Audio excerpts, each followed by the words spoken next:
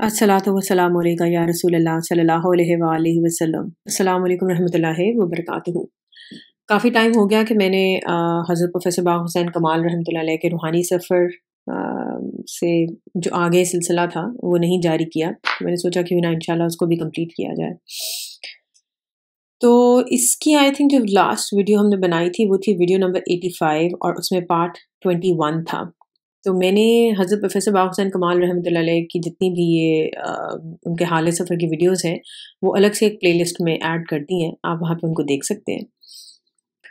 अच्छा, एक रीकैप कर लेते हैं कि हज़रत प्रोफ़ेसर बाक़ हुसैन कमाल रहमतुल्लाह अलैह जो हैं वो एक बहुत बड़े बुज़ुर्ग गुज़रे हैं और हमारे आप कह लें कि मॉडर्न एरा के वो उसमें रहे हैं। इनका सिलसिला वैसिया कमालिया है जिसका आगाज़ उन्होंने किया था और ये दुरूद शरीफ बहुत ज़्यादा पढ़ते थे हम, यानी कि हम सोच भी नहीं सकते। तो इनका रूहानी सफ़र मैं बयान कर रही थी, तो आज मैं इनके रूहानी सफ़र की वीडियो जो है वो 22 यानी कि 22 हिस्सा मैं बयान करूँगी।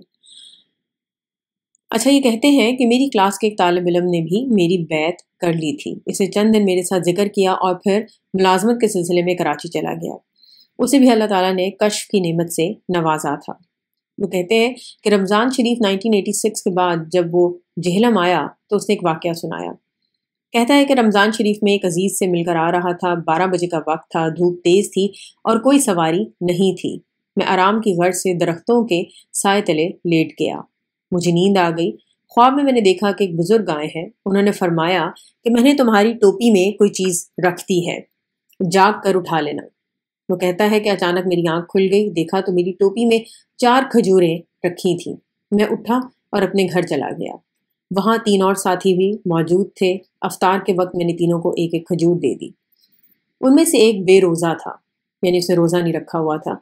वो खजूर चबाता रहा मगर उसके हल्क से नीचे ना उतरी और तंग आकर उसने मुंह से निकाल कर उसे एक तरफ फेंक दिया, जबकि हम तीनों ने खजूरें खा ली। उनके खाने से हम तीनों का पेट भर गया और कैफियत ऐसे हो गई जैसे हमने पेट भर कर खाना खाया हो और शरबत पी लिया हो।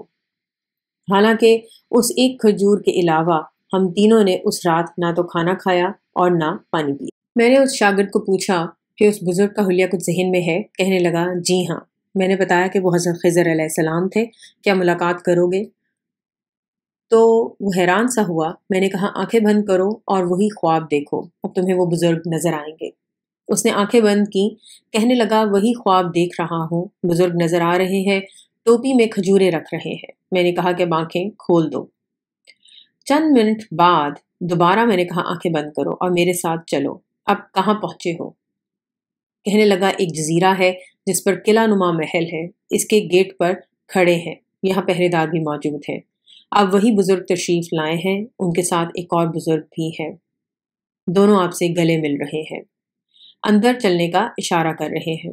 मैंने बताया कि ये हज़रत ख़िज़र अलैहिस्सलाम और साथ में उनके हज़रत इलियास अलैहिस्सलाम हैं और ये इन दोनों का रूहानी हेडक्वार्टर है। वलायत के सिलसिला कलंदरिया को फैज़ इन्हीं से नसीब होता है। आज इनके हेडक्वार्टर की भी सैर कर लो।